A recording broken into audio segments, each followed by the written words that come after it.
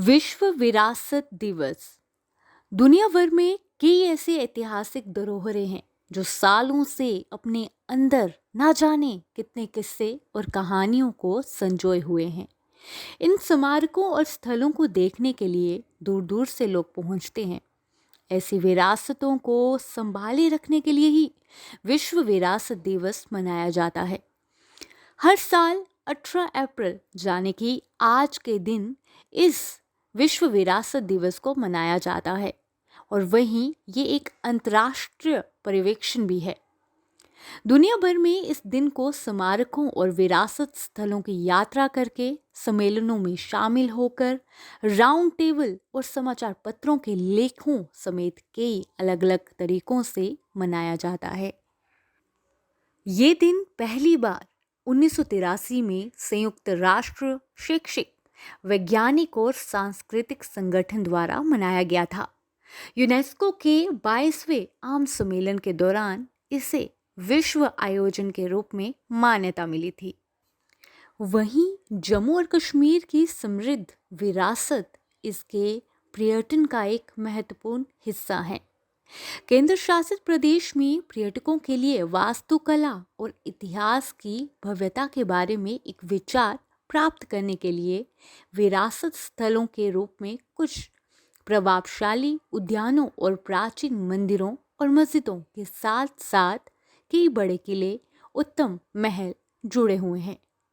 जम्मू और कश्मीर दोनों क्षेत्र अलग अलग वास्तुकला शैलियों से जुड़े हुए हैं और इस प्रकार दोनों क्षेत्र विरासत के दौरे पर जाने के लिए काफ़ी ज़्यादा दिलचस्प हैं। वहीं जम्मू क्षेत्र की विरासत यहाँ की धरोहरें हैं, फिर वो माँ बावे वाले का दरबार हो या फिर अखनूर किला हो या फिर यूँ कहें कि मुबारक मंडी कॉम्प्लेक्स क्यों ना हो, ये सब यहाँ की विरासतें हैं। वहीं government of Jammu and Kashmir department of archives, archaeology and museum, Dogra art museum Jammu की तरफ से विश्व विरासत दिवस के अवसर पर जम्मू की विरासत को पेश करने के लिए बसोली मिनिएचर पेंटिंग्स की एक शानदार एग्जीबिशन का आयोजन किया गया है, जो कि वर्ल्ड हेरिटेज डे को दर्शाता है और जम्मू की जो विरासत है उसे दर्शाता है। तो चलिए दिखाते हैं आपको आज की खास पेशकश। विश्व विरासत दिवस, इस वर्ल्ड हेरिटेज दिवस के अवसर पर हम आपको लेके आए हैं डोगरा आर्ट म्यूजियम जम्मू में और यहाँ पे जम्मू की विरासत के बारे में बहुत ही बेहतरीन तरीके से बताया गया है। किस तरह से महाराजाओं के समय में चीज़ें हुआ करती थी, किस तरह से हमारी जम्मू की विरासतें संभाले रखी गई हैं इस म्यूज़ियम में, उसको जो है दर्शाया गया है। साथ ही अगर बात करें बसोली आर्ट पेंटिंग की तो उसे भी बेहतरीन तरीके से दर्शाया गया है। तो बिना समय जो है बर्बाद करते हुए इस डोगरा आर्ट म्यूज़ियम के अंदर चलते हैं और आपको दिखाते हैं कि हमारी जम्मू की विरासत किस तरह से थी और किस तरह से ये डोगरा आर्ट म्यूज़ियम उसे संजोए हुए है। तो चलते हैं अंदर।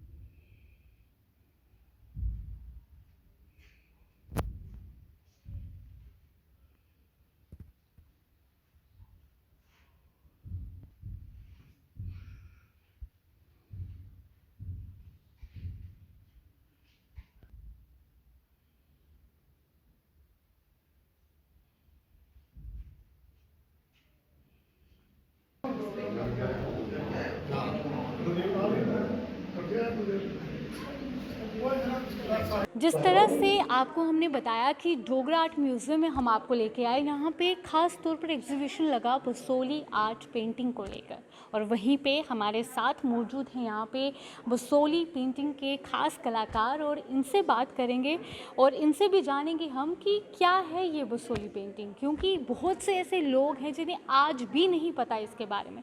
सर, सबसे पहले चाहूँगी आप अपना इंट्रोडक्शन दीजिए। मेरा नाम धीरज है, मैं अवॉर्डेड हूँ। मेरे को 25 साल हो गए ये काम करते हुए।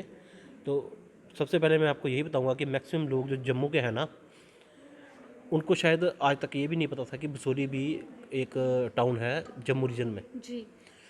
तो जीआई टैगिंग के बाद क्या हुआ कि अभी लोगों को हुआ नहीं यार, अगर किसी चीज़ को जीआई टैग मिला है तो वो क्या चीज़ है, कोई ख़ास चीज़ है, तभी उसको जीआई टैगिंग मिली है। तो बसोली पेंटिंग के नाम पे अभी लोगों को पता चल रहा है कि बसोली पेंटिंग है, तो वो हमारे पास आते हैं और पूछते हैं इसके लिए कि बसोली पेंटिंग क्या है। तो फिर हम उनको क्लियर करते हैं कि Basoli painting was the first art of school in the field of miniature. जब मिनेचर की काम की शुरुआत हुई थी, बारीक काम की शुरुआत हुई थी हमारी स्टेटों में, पहाड़ी एरियाज़ में, तो सबसे पहला स्कूल जो था वो बसोली स्कूल था। उसके बाद फिर कुल्लू, गलेर, चंबा, ये उसके बाद के हैं। तो सर, इसमें जैसे आपने बताया कि बसोली का जो आर्ट होता है वो काफ़ी बारीकी का रहता है। आप पहले से, काफ़ी देर पहले से इस पर जो है काम कर रहे हैं। क्या फ़र्क आपको महसूस हुआ कि पहले जब आप करते थे लोगों के कितने आपको जो है जैसे लोग आपको कितना सराहते थे, और अभी का टाइम कैसा है? मैं एक जनरल बात करूँगा कि सराहने की बात अलग है और पेट भरने की बात अलग है। जी। पहले ज़रूरत होती थी तो उस हिसाब से हम काम करते थे, क्योंकि आर्टिस्ट, आपको पता होगा कि कोई भी आर्टिस्ट करोड़पति नहीं मरा, वो भूखमरी से मरा। ठीक है, उस हिसाब से क्या था कि पहले हाँ लोग ये करते हैं, हाँ काम दिखाते हैं तो देखते हैं, हाँ यार जो पहले की बात सुना रहा हूँ मैं, आज से कोई 10 साल पहले की। तो पहले हम अगर किसी को काम दिखाते हो वो बड़ा अप्रिशिएट करते थे, बड़ा अच्छा काम कर रहे हो आप करो। मगर जब उसको बेचने की या उसके उसके प्राइस की बात होती थी तो कहीं ना कहीं वो आनाकानी करते थे, कहीं ना कहीं बोलते थे नहीं यार नहीं। तो फिर कई बार हमसे एज ए गिफ्ट वो पेंटिंग्स ले लेते थे। उसके बाद घर आके हम पछताते थे कि नहीं यार हमें गिफ्ट नहीं करना चाहिए था, ये ऐसा था। तब से लेके अभी तक का फ़र्क ये है कि अभी जीआई टैगिंग के बाद हमें कहीं भी जाना नहीं पड़ता, लोग खुद आ रहे हैं और वो हमें एक्चुअल प्राइस दे रहे हैं जो हम उनको कॉस्ट करते हैं पेंटिंग का। हमारा जैसे सिंगल फिगर का रहता है 3000 रुपीज़, उसके बाद लाखों तक जाता है इसका प्राइस, क्योंकि वो हर एक उसके ना एक स्टेप्स हैं कि पहले जो पेंटिंग है उसका कितना है, उसके बाद जो पेंटिंग है उसका कितना है, वो काम के हिसाब से हम आगे आगे बढ़ाते जाते हैं। उसके बाद लाखों तक जाता है इसका प्राइस, क्योंकि वो हर एक उसके ना एक स्टेप्स हैं कि पहले जो पेंटिंग है उसका कितना है, उसके बाद जो पेंटिंग है उसका कितना है, वो काम के हिसाब से हम आगे आगे बढ़ाते जाते हैं। जी। तो ये आपने जो पेंटिंग यहाँ पे की है, ये लाइव पेंटिंग यहाँ पे हुई है, इसके बारे में सर थोड़ा बताओ। ये कृष्ण लीला से रिलेटेड है। जब रासलीला के रिलेटेड, तो राधा बोलने लगी कृष्णा जी को कि आप बोलते हो कि आपका जन्म जो है वो राम जन्म के बाद आपका जन्म हुआ, आप नारायण के अवतार हो, तो आपको भविष्य दिखता तो मेरा भविष्य देखो। तो मजाक मजाक में कृष्णा ने हाथ पकड़ लिया राधा जी का और बोलते हैं मैं पामिस्ट भी हूँ, देख मैं तेरे को तेरा फ्यूचर बताता हूँ। तो मैं देख सकता हूँ हाथ पकड़ के कि तेरा एक पाँव जो है वो पानी में है, दूसरे हाथ से तूने अपनी चुनरी पकड़ी है। ऐसे मजाक करते करते ये सारा सीन उसी के ऊपर डिपिक्ट हुआ है। तो इसमें जो कलर्स वगैरह किए हैं ये सारे ओरिजिनल कलर्स हैं, हैंडमेड कलर्स हैं।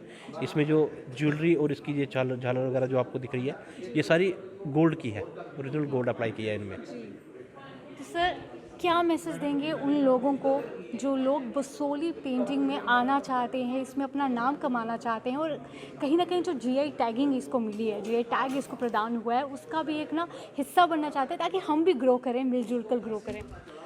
देखिए जी, कोई भी काम करने के लिए ही मेहनत और लगन तो लगती है। ये एक इसमें तपस्या है। अगर हम अभी इधर आपके पास बैठे हुए हैं, आपको काम दिखा रहे हैं, तो इसके पीछे हमारी भी तपस्या है। तो जब तक तपस्या नहीं करोगे तब तक आपको फल नहीं मिलेगा। आजकल के टाइम में क्या है कि बच्चा उसी तरफ जाता है जहाँ पे उसको इंस्टेंट रिजल्ट मिलता है। क्योंकि उनको पेशेंस नहीं सिखाया हमने। अगर बच्चा रोता है ना तो हम उसी टाइम उसको चीज़ ला के दे देते हैं, उसको वो नहीं आता कि मैं इस पर कंट्रोल करूँ। वो कंट्रोल नहीं करेगा, वो अब डायरेक्ट बोलेगा कि मेरे को वो चीज़ चाहिए तो चाहिए। रोएगा, वो करेगा, वो नहीं करेगा। हाँ, जिसमें अगर पेशेंस है, जब अपने मन को मार सकता है, वही पेंटिंग कर सकता है। जो हैं ऐसे ऐसे बच्चे हैं जो करने वाले, तो मोस्ट वेलकम वो आए, उनको हम सिखाएंगे। ये है कि मेहनत हमने लाइन बतानी है कि लाइन कैसे करना है, आपने शुरुआत कैसे करनी है, उसके बाद उनकी अपनी इंटरेस्ट है, उनका अपना शौक है कि वो इसको आगे कहाँ तक लेके जाते हैं। बहुत बहुत शुक्रिया सर हमारे साथ बातचीत करने के लिए। धन्यवाद। और ये हमने आपको बताया कि बसोली आर्ट की शुरुआत कहाँ से हुई, क्या था बसोली आर्ट, इस सब पे हमने बात की और ये भी जाना कि किस तरह से जो अगर ट्रांसफॉर्मेशन की बात करें, बसोली आर्ट पहले का किस तरह से था और अब का बसोली आर्ट पेंटिंग्स की अगर बात करें तो किस तरह से ग्रो कर रहा है। तो डीबीएन स्कूल की बच्चियां हमारे साथ मौजूद हैं और वर्ल्ड हेरिटेज डे, विश्व विरासत दिवस और विश्व विरासत दिवस के अवसर पर Mubarak Mandi complex Dogra art museum में एग्जीबिशन रखा गया बसोली आर्ट पेंटिंग के ऊपर। और बच्ची हमारे साथ है, आपका क्या नाम है? वसुधा। वसुधा, आप आज यहाँ पे आए हो, अपने स्कूल पूरा स्कूल क्लास आपकी यहाँ पे मौजूद है, टीचर्स आपके साथ हैं, क्या अलग फील किया, क्या देखा, क्या सीखा आपने आज? मैम, हमने देखा कि हिस्ट्री, कि हमारी हिस्ट्री में क्या क्या था जो हमें नहीं पता था। हमारी हिस्ट्री की बुक्स में इतना नहीं था कि बसोली पेंटिंग्स, बट हमें पता ही नहीं था कि एक्चुअल में बसोली पेंटिंग्स होती क्या है। बट हमने इधर आके रियल में देखा कि एक्चुअल में बसोली पेंटिंग्स कैसे होती हैं, उनको किस टाइप से बनाया गया है। साथ में हिस्ट्री का हमने ये भी देखा कि हमारा जो राजा महाराजाओं का था वो किस टाइप से रहते थे, उनका लाइफस्टाइल कैसे था, वो किस में खाना खाते थे, किस में क्या करते थे। हमने दैट से यही देखा कि हम क्या मतलब हमें यही सीखने को मिलता है कि हमें इससे हमारी हिस्ट्री हमें पता चलती है कि हमारी हिस्ट्री। आपने जैसे कहा कि आपको हिस्ट्री पता चलती है और ये बात सच है कि हमारा जो जम्मू की विरासतें हैं ना वो कहीं ना कहीं लुप्त हो रही थी, कहीं ना कहीं छिप रही थी। और जिस तरह से जो मुड़ाव जो देखने को आया है और कहीं ना अब हमारी जो विरासतों पे फोकस किया जाता है। और स्टूडेंट्स की बात करें, छोटे बच्चों की बात करें, बहुत से लोगों को अभी तक नहीं पता है कि बसोली आर्ट पेंटिंग क्या है, जिसे अब जीआई टैग भी प्रदान कर दिया गया है। वसुधा, आपने जिस तरह से बताया कि आप यहाँ पे आए, आपने एक्सप्लोर किया कि हमारी जम्मू की खास चीज़ें क्या थी, महाराजा टाइम पे किस तरह की चीज़ें रहती थी, क्या लोग किया करते थे, कि इससे पहले आपको पता था कि बसोली आर्ट पेंटिंग क्या है और जम्मू की विरासतें क्या हैं? मैम, पहले हम एक बार आए थे तो बट हमें इतना याद नहीं था, तो आज हमने अच्छे से एक्सप्लोर किया कि बसोली पेंटिंग्स होती क्या है। बट हमने हिस्ट्री की बुक्स में भी पढ़ा है कि जैसे सब पढ़ते हैं 6th 7th 8th में कि बसोली पेंटिंग्स एक्चुअल में होती क्या है। बट उनको किसी ने देखा नहीं था कि क्या होती हैं। तो हमने वही इधर आके देखा कि बसोली पेंटिंग्स, हमने इधर आकर हमने अपने कॉइन्स भी देखे, पहले कैसे कॉइन्स होते थे कैसे नहीं। हमें ये भी नहीं पता था कि हम किस में खाना खाते थे, जैसे पहले कॉपर के बर्तनों में खाना खाया जाता था, ये सब हमें पता चला है। तो क्या मैसेज दोगे उन स्टूडेंट्स को, खास तौर पे जम्मू के वो युवा जो कहीं ना ये जो जम्मू की विरासतें हैं, जम्मू की जो फेमस चीज़ें हैं उससे परे हट रहे हैं, आप क्या मैसेज देना चाहेंगे उन्हें? मैं उनको ये देना चाहूँगी कि यहाँ पे ज़रूर आइए, उनको पता चलना चाहिए कि हमारी जम्मू की हिस्ट्री भी कैसे थी। कि जैसे हम बाहर जाते हैं कि म्यूज़ियम्स में देखने की जम्मू की हिस्ट्री क्या थी, बट जम्मू में खुद एक बड़ी एक हिस्ट्री है हमारी जम्मू। 6th 7th 8th में कि बसोली पेंटिंग्स एक्चुअल में होती क्या है। बट उनको किसी ने देखा नहीं था कि क्या होती हैं। तो हमने वही इधर आके देखा कि बसोली पेंटिंग्स, हमने इधर आकर हमने अपने कॉइन्स भी देखे, पहले कैसे कॉइन्स होते थे कैसे नहीं। हमें ये भी नहीं पता था कि हम किस में खाना खाते थे, जैसे पहले कॉपर के बर्तनों में खाना खाया जाता था, ये सब हमें पता चला है। तो क्या मैसेज दोगे उन स्टूडेंट्स को, खास तौर पे जम्मू के वो युवा जो कहीं ना ये जो जम्मू की विरासतें हैं, जम्मू की जो फेमस चीज़ें हैं उससे परे हट रहे हैं, आप क्या मैसेज देना चाहेंगे उन्हें? मैं उनको ये देना चाहूँगी कि यहाँ पे ज़रूर आइए, उनको पता चलना चाहिए कि हमारी जम्मू की हिस्ट्री भी कैसे थी। कि जैसे हम बाहर जाते हैं कि म्यूज़ियम्स में देखने की जम्मू की हिस्ट्री क्या थी, बट जम्मू में खुद एक बड़ी एक हिस्ट्री है हमारी, जम्मू एक खुद ही है। बहुत बहुत शुक्रिया वसुधा हमारे साथ बातचीत करने के लिए। और जिस तरह से वसुधा का कहना है कि पहले हमें भी नहीं पता था कि जम्मू की विरासत क्या है। विश्व विरासत दिवस तो हर कोई मनाता है, पर ख़ास तौर पे मुझे ऐसा लगता है कि जब हमें जम्मू का नॉलेज नहीं है, जम्मू की विरासत के बारे में नहीं पता, तो हमें विश्व का नॉलेज लेना इम्पॉर्टेंट मुझे नहीं लगता, क्योंकि पहले शुरुआत अगर जम्मू से करें तो फिर विश्व तक पहुँचे तो बात बनती है। वसुधा से बात की और वसुधा का कहना भी यही था कि बहुत से लोग, जैसे मैंने आपको बताया कि बच्चे हैं, स्टूडेंट्स हैं, नहीं पता है कि क्या है हमारी जम्मू की विरासतें। तो आप लोगों को भी इस चीज़ पे फोकस करना चाहिए, हमारी जम्मू का जो कल्चर है, डोगरा कल्चर, उसे प्रमोट करना चाहिए और आगे बढ़ना चाहिए। और भी स्टूडेंट से बात करेंगे और साथ ही आपको अंदर लेके जाएंगे डोगरा आर्ट म्यूज़ियम के अंदर, क्या कुछ वहाँ पे चीज़ें रखी गई हैं जो आपके लिए बहुत ही जो फ़ायदेमंद होने वाली है। तो हमारे साथ विश्व विरासत दिवस के अवसर पर इंदर सिंह जी हमारे साथ जुड़े हुए हैं, इनसे भी बातचीत करेंगे, क्योंकि इस समय हम मौजूद हैं डोगरा आर्ट म्यूज़ियम जम्मू में। और जिस तरह से यहाँ पे जो एग्जीबिशन लगाया गया है, एक एक चीज़ों को बिल्कुल बारीकी से समझाया गया है, और वहीं पे बात की है बसोली पेंटिंग्स की, या फिर महाराजाओं के समय में किस तरह से चीज़ें होती थी उसके बारे में भी बताया गया है, डोगरा कल्चर के बारे में बताया गया है। सर, सबसे पहले जानना चाहूँगी मैं कि हमारा कहीं ना कहीं ये जो डोगरा कल्चर है जो लुप्त तो होता जा रहा है, उस पर क्या कहेंगे आप?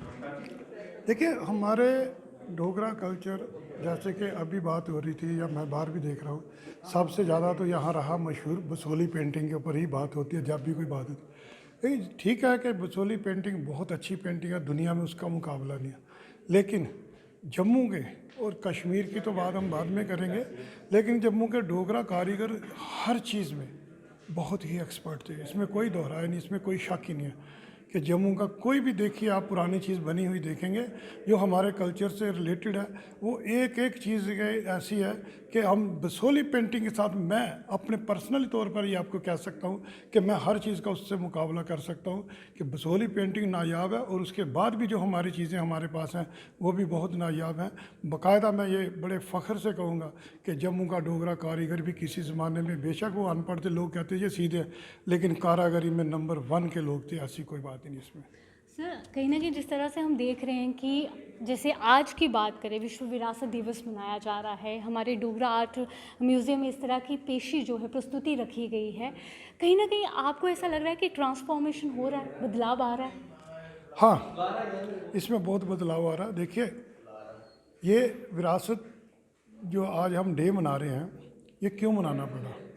1982 में ये कॉन्फ्रेंस हुई, वहाँ पास किया गया कि विरासतें जो हमारी लुप्त हो रही हैं उसको कैसे बचाया जाए। जी। तो फिर 1982 में ये बन के, तो 1983 में ये पास किया गया कि 18 अप्रैल हर वर्ष सारी दुनिया में विरासत दिवस मनाया जाएगा। कि जिन लोगों को पहले, देखिए, जब जम्मू में ये जो आज डोगरा आर्ट म्यूज़ियम में हम खड़े हैं, ये डोगरा आर्ट म्यूज़ियम नाम नहीं होता था, इसका नाम होता था डोगरा आर्ट गैलरी, गांधी भवन में हुआ करता था, और वहाँ बिल्कुल कम सामान था, कोई इतना सामान नहीं था। तो जैसे ये 1992 में शिफ्ट हुआ इधर, और जो विरासत मनाई जा रही है आजकल, पहले जम्मू कश्मीर में पता ही नहीं था ये विरासत डे, विरासत वीक, म्यूज़ियम डे ये कब कब होते हैं। तो 1992 के बाद हमने यहाँ, मैंने वो भी प्रोग्राम देखा कि बड़े लेवल पे यहाँ प्रोग्राम किया गया था। जिस अच्छा है, बात दुख की है कि विरासत, जब हम के आज क्या युग आ गया कि आज बच्चा जो हम स्कूल में डालते हैं वो अंग्रेज़ी से शुरू होता है। मैं अभी थोड़ी देर पहले मेरे ही प्रोग्राम एक चल रहा था, तो वहाँ एक बच्ची थी, तो मैंने कोई बात की ऐसी डोगरी में, तो मैंने उससे यही पूछ लिया कि तू केड़ी क्लास पढ़ा नहीं है कुड़िए। तो वो 6ठी 7वीं की बच्ची थी, तो वो देख रही है अपने माता की तरफ, अपनी मम्मी की तरफ, कि इसने क्या पूछ लिया। फिर उन्होंने उसको बताया कि ये हमारी अपनी डोगरी बोली में पूछ रहे हैं। उसने फिर उसको अंग्रेजी में बताया कि ये पूछ रहे हैं आपसे। उसने कहा मुझे समझ नहीं आई कि इन्होंने क्या बोला। यही एक दुख की बात है। लेकिन विरासत जो अगर मेरे से पूछा जाए, तो मैं भी इस वक्त आपसे हिंदी में बात कर रहा हूँ क्योंकि हालात ऐसे हैं तो बोलना पड़ा। लेकिन जो हमारी डोगरी माँ बोली डोगरी है, इसके अलावा अगर हम इसको नहीं बचा सके तो बाकी विरासतें तो आपको पता ही है कि कैसे बचेंगी, क्योंकि ये लुप्त हो रही है, ये भी लुप्त हो रही है समय के हिसाब से। क्योंकि हर 10, 5, 7 किलोमीटर के बाद एक भाषा बदलती है। लेकिन जम्मू का ऐसा इलाका है, यहाँ काफ़ी दूर तक हमारे गांव में डोगरी बोली जाती है, और प्योर डोगरी बड़ी शानदार तरीके से। लेकिन शहर में खिचड़ी बोली जा रही। खिचड़ी मिक्स होती है ना, चावल दाल ये वो, पानी डाले, लून मिर्च मसाला डाले। आज वो हमारे हिंदी, अंग्रेजी, उर्दू, पंजाबी सारी भाषाएं जम्मू शहर के अंदर बोली जा रही। आप किसी से डोगरी में बात करो तो वो समझता ही नहीं, कहता यार ये कौन सा देसी आदमी आ गया, इसको तो ये बेचारा अनपढ़ आदमी होगा, ये कैसी बोली बोल रहा है, हमें तो खुद समझ नहीं आ रहा। तो ये है कि हमें सबसे पहले आगे से मेरी भी यही कोशिश रहेगी, कोई भी प्रोग्राम होगा तो मैं काफ़ी जगह डोगरी में बात करता हूँ और लोगों को भी समझाता हूँ और बच्चों को भी बोलता हूँ कि यार बच्चों आप लोग ये डोगरी के लिए ज़रूर थोड़ा बहुत इसको सीखें, क्योंकि ये हमारी बोली है। आप कहीं भी चले जाइए, पंजाब जाइए, कश्मीर में जाइए, वो उनके ऑफिसर भी कश्मीरी में पंजाबी में बोलते हैं। हमारे यहाँ के लोग डोगरी बोलने में शर्म महसूस करते हैं। हमें डोगरी बचानी है और अपनी विरासत बचानी है, तो हमें ये चीज़ें बचानी है, ये सारी ज़रूरी है, हमारे लिए हर चीज़ ज़रूरी है। अब किले के पीछे आप भागते रहोगे या किसी और चीज़ों के पीछे भागते हो, वो गवर्नमेंट का काम है, वो प्राइवेट आदमी नहीं रख सकता। आपको मैं एक और बात बताऊं, ये अपने अभी आपने जो पीछे देखा होगा, मैं इस वक्त डोगरा आर्ट म्यूज़ियम में ही खड़ा हूँ। ये जितने भी आप पीतल का यहाँ सामान देख रहे हैं, ये मैंने दिए हुए हैं यहाँ, और उसके पैसे लिए हैं, ऐसी बात नहीं, थोड़े से पैसे लिए, और आज ये हमारी शान है। मैं देखता हूँ, मैं खुद खुश होता हूँ कि मैं घर में इतनी बड़ी चीज़ें नहीं रख पाया, और ये हमारी चीज़ें लोग बाहर से ख़रीदने आते थे। यहाँ जम्मू में बाहर से बहुत लोग आते थे, और बड़ी विरासत थी हमारे जम्मू कश्मीर में, और एक से एक नायाब, वो सारे लोग बाहर के ले गए। जब मुझे जागरूकता आई 1974 में, मैं 1973 में मैट्रिक में था, तो तब क्योंकि हमारा काम ही ऐसा था, तो डोगरा आर्ट गैलरी, हमारे बच्चे ये यहाँ नहीं आते थे, लोगों को पता ही नहीं था जम्मू में कोई म्यूज़ियम भी है। हाँ, एक लफ्ज़ इस्तेमाल किया जाता था कि जम्मू में अजायब घर है, कहाँ, ये गांधी भवन के नीचे जो तालाब होता था, जो सेक्रेटेड, वहाँ एक तालाब होता था, वहाँ कहा जाता था अजायब घर, उर्दू लफ्ज़ है, तो हम लोगों को नहीं पता होता था। जब गांधी भवन से शिफ्ट होकर ये यहाँ जम्मू में इधर आया, ये मुबारक मंडी में, तब से जम्मू के लोगों को बड़ी अच्छी तरीके से ये देखने को मिला। सेंटर था, लोग आते थे, देखते थे। लेकिन जब पिछले कई सालों से हमने देखा यहाँ मनाया जा रहा है, मैं हर साल यहाँ आता हूँ, मैं भी इससे रिलेटेड हूँ, मैंने भी अपना एक म्यूज़ियम बना के रखा, उसके तौर पर भी मैं आपको कहता हूँ। लेकिन जो लोग यहाँ आते हैं, पहले यहाँ कोई नहीं आता था, किसी ज़माने में हम आते थे, यहाँ होता कोई नहीं था, लेकिन अब दिन प्रतिदिन इन्होंने क्या कि हमारे लोगों में बहुत जागरूकता आई। बच्चे आते हैं, मैं देखता हूँ छोटे छोटे बच्चे आते हैं, जो भी फंक्शन होते हैं यहाँ मैं पूरे अटेंड करता हूँ। लेकिन मैं बड़ा खुश होता हूँ कि वो बच्चे जो, जैसे हमने काम किसी ज़माने में शुरू किया था, अगर वही बच्चे हमारे जब एक फंक्शन में आते हैं, अगर 500 बच्चा आएगा, उसमें एक भी अगर हमारी कलेक्शन रखना शुरू करेगा, मैं कहता हूँ ये बड़े फ़ख्र की बात है कि उन 500 बच्चों में से एक ने काम, एक साल में 3 फंक्शन हम एक साल में करते हैं जो सरकारी तौर पर बनाए जाए। अगर 500 1500 आदमी आते हैं, 1500 में 300 ही अगर आप बच्चे काम करते हैं, तो 3 बच्चे ही काम करते हैं। मैं कहता हूँ ये बड़ी हमारी उपलब्धि है कि हम लोगों ने, जो सरकार ने या प्राइवेट लोगों ने जो मिन्नतें की हैं, आज बच्चे उनको देख के बड़ी खुशी। ऐसे हैं कि बड़े लोगों को भी अब जागरूकता आई है, पहले इनको नहीं होता था, लेकिन पहले लोग यहाँ बड़े लोग भी नहीं आते थे, अब तो बच्चों को लेकर साथ आते हैं। सर, जैसे आपने कहा कि जागरूकता आती है, और इस तरह के जो म्यूज़ियम का हिस्सा बनना, वहाँ पे आना, जहाँ इस तरह की अगर कोई चीज़ की जाती है हमारे जम्मू प्रदेश में, तो काफ़ी सराहनीय भी है। सर, आपसे एक पर्सनल सवाल करूँगी मैं कि विरासत की बात कर रहे हैं, तो ऐसी कौन सी विरासत है जो आपको ऐसा लगता है कि वो सही मायने में जम्मू की विरासत मानी जाती है? नहीं, जम्मू की विरासत सबसे पहले थी हमारी डोगरी बोली, जो हमें विरासत में मिली है, हमारी माँ बोली है, हमें उस पर चलना चाहिए। जो इलाका, जो शहर, जो स्टेट अपनी बोली पे कायम है, वो समझिए कि वो आने वाली हर किस्म की विरासत को बचा सकते हैं। लेकिन ये बड़े दुख की बात है, और सवाल अच्छा है, बात दुख की है कि विरासत, जब हम के आज क्या युग आ गया कि आज बच्चा जो हम स्कूल में डालते हैं वो अंग्रेज़ी से शुरू होता है। मैं अभी थोड़ी देर पहले मेरे ही प्रोग्राम एक चल रहा था, तो वहाँ एक बच्ची थी, तो मैंने कोई बात की ऐसी डोगरी में, तो मैंने उससे यही पूछ लिया कि तू केड़ी क्लास में पढ़ा नहीं है कुड़िए। तो वो 6ठी 7वीं की बच्ची थी, तो वो देख रही है अपने माता की तरफ, अपनी मम्मी की तरफ, कि इसने क्या पूछ लिया। मैं देखता हूँ, मैं खुद खुश होता हूँ कि मैं घर में इतनी बड़ी चीज़ें नहीं रख पाया, और ये हमारी चीज़ें लोग बाहर से ख़रीदने आते थे। यहाँ जम्मू में बाहर से बहुत लोग आते थे, और बड़ी विरासत थी हमारे जम्मू कश्मीर में, और एक से एक नायाब, वो सारे लोग बाहर के ले गए। जब मुझे जागरूकता आई 1974 में, मैं 1973 में मैट्रिक में था, तो तब क्योंकि हमारा काम ही ऐसा था, तो डोगरा आर्ट गैलरी देखने के बाद जो गांधी भवन में थी 1973 में, तो मुझे भी ख्याल आया कि इन्होंने कुछ कायम रखे, कुछ 2-4 चीज़ें रखी, मैं भी क्यों ना रखूं। तो मैंने तब से शुरू किया। आज मुझे वही संभालते हुए, आज देखिए 23 साल ये हो गए हैं, और 27 साल, 50 साल हो गया मुझे। 66 साल मेरी उम्र है, और 50 साल से ऊपर मुझे काम में हो गया।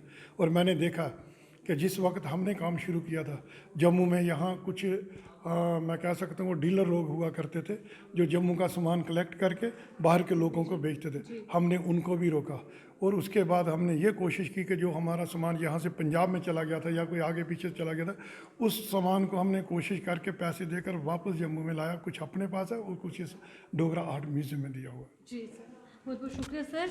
जिस तरह से इन्होंने बताया कि जम्मू की विरासत की बात करें तो जम्मू की विरासत यहाँ की माँ बोली डोगरी भाषा है।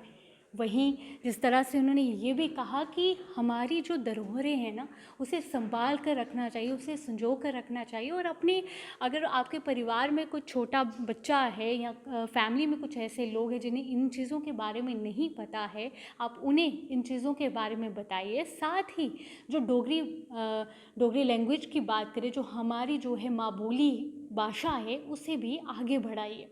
जिस तरह से इन्होंने हमें बताया कि इन्होंने किस तरह से धरोहरों को संभाल के रखा और आज इस डोगरा जो आर्ट म्यूज़ियम का वो हिस्सा बनी हुई है, जिसके कारण हम ये भी कह सकते हैं कि लोग लगातार आ रहे हैं, आकर्षण का केंद्र बना हुआ है, लोग देख रहे हैं, उसके बारे में जानने के लिए जो है काफ़ी एक्साइटेड है। तो अगर आपके आसपास भी इस तरह की चीज़ें हैं तो आप उन्हें देखिए, उनके बारे में और जो है जानिए। और वहीं पे बात अगर करें विश्व विरासत दिवस की, तो हमारे जम्मू की विरासत, हमारे जम्मू की धरोहरें क्या हैं, उनके बारे में भी जानिए। तो ये एक खास प्रस्तुति थी डोगरा आर्ट म्यूज़ियम की, जो बेसिकली बताया गया था कि जम्मू की ख़ास चीज़ें क्या क्या हैं, जम्मू की विरासत क्या क्या है और किस तरह से पहले के ज़माने में चीज़ें हुआ करती थी, किस तरह से हमारा जो जम्मू है वो ग्रो किया करता था। और बसोली आर्ट पेंटिंग के बारे में भी काफ़ी बेहतरीन तरीके से यहाँ पे बताया गया।